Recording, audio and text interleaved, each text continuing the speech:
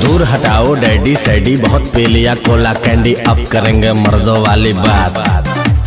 खूब पियेंगे beer share, साथ में लेके सेक्सी डियर, पार्टी चलेगी सारी रात। अरे व्यास अपने अंदाज में बोला।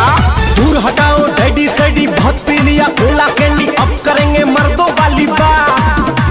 खूब पियेंगे बियर सियर, साथ में लेके सेक्सी डियर, पार्टी चलेगी सारी रात। लवंडिया लवंडिया लवंडिया लंदन से लाएंगे, रात भर डीजे बजाएंगे। लवंडिया लंदन से लाएंगे, रात भर डीजे बजाएंगे।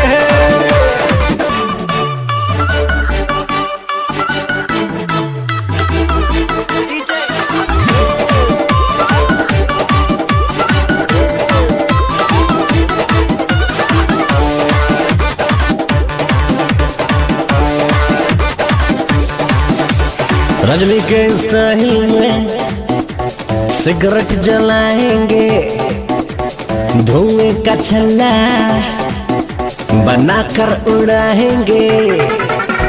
रजनी के स्टाइल में सिगरेट जलाएंगे, धुएं का छल्ला बनाकर उड़ाएंगे।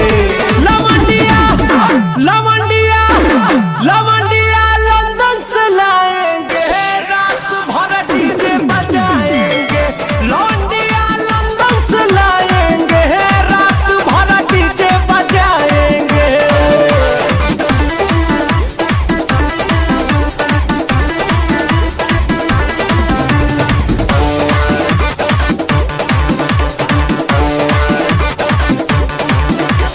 अंग्रेजी बेबी को देसी पिलाएंगे, भोजपुरिया गानों पे ठुमका लगाएंगे।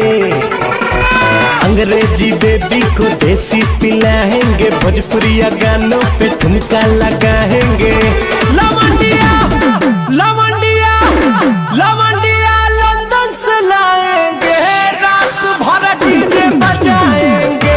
लवंडिया लंदन से लाएंगे, रात भर डीजे बजाएंगे।